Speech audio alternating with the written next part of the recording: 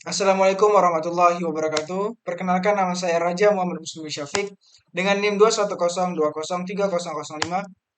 dari Universitas Maritim Raja Ali Haji, Prodi Budidaya Perairan. Di sini saya akan membahas tentang daur hidup ikan di alam dan pola pertumbuhan ikan di perairan umum. Yang pertama kita harus tahu, apa itu ikan? Ikan adalah hewan bertulang belakang yang berdarah dingin atau vertebrata pikilotermik yang hidup di air dan bernafas dengan insang. Ikan salah satu hewan yang sangat mudah untuk kita temui di mana saja, serta banyak sekali jenisnya seperti di air laut, air sungai, air tawar, dan lain-lain. Perkembangan awal daur hidup ikan merupakan bagian paling penting bagi keberadaan dari suatu populasi ikan yang sangat peka terhadap perubahan lingkungan yang ada. Dalam perkembangannya, telur, larva, ikan muda, dan ikan dewasa. Daur hidup ikan laut dimulai dari telur yang selanjutnya menetas menjadi larva. Larva ini berkembang dengan mengalami perubahan morfologi dan fisiologi hingga kelak menjadi dewasa. Sebagai ikan yang berenang bebas di perairan, ikan tentu sudah sangat familiar bukan? Ada berbagai macam jenis ikan yang hidup di dunia.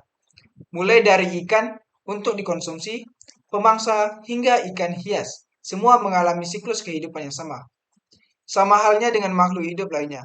Daur hidup atau siklus hidup pada ikan bertujuan untuk mempertahankan populasinya dengan cara berkembang biak untuk melindungi dan menjaga keberlangsungan hidup spesiesnya di lingkungan tersebut. Siklus hidup bisa dikatakan sebagai daur hidup pada beberapa kondisi. Ikan merupakan jenis hewan vertebrata yang hidup pada kawasan perairan.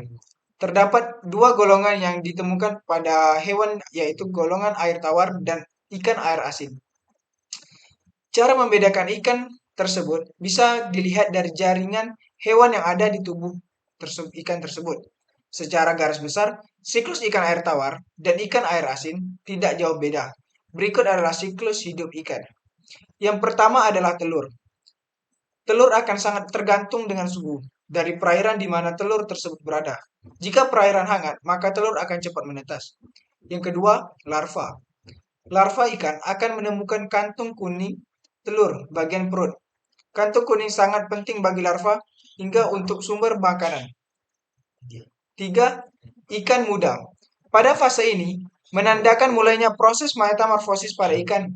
Ikan muda belum sepenuhnya mengalami perkembangan pada organ tubuh. Ikan dewasa, yang keempat ikan dewasa. Struktur tubuh pada ikan akan lebih kuat. Organ yang dimiliki ikan mulai matang dan dapat berfungsi sempurna.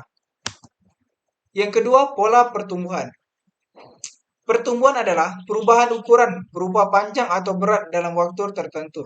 Lebih lanjut dijelaskan faktor yang mempengaruhi pertumbuhan, yaitu faktor dalam sukal dikontrol seperti keturunan seks, umur, parasit, dan penyakit, serta faktor luar yang mencakup makanan dan suhu perairan. Kondisi lingkungan yang kurang tepat. Suatu jenis ikan akan mencapai ukuran yang lebih kecil dibandingkan dengan kondisi yang optimal. Demikian pula di daerah beriklim panas. Pertumbuhan ikan lebih cepat bila dibandingkan dengan di daerah dingin. Pola pertumbuhan dapat memberikan informasi tentang hubungan panjang bobot dan faktor kondisi ikan. Merupakan langkah utama yang penting dalam upaya pengolahan sumber daya perikanan di perairan. Pola pertumbuhan dalam pengolahan sumber daya perikanan sangat bermanfaat dalam penentuan selektivitas akan tangkap agar ikan-ikan yang tertangkap akan hanya yang berukuran layak tangkap. Linknya bisa dilihat dari monitor. Sekian dari saya. Wassalamualaikum warahmatullahi wabarakatuh.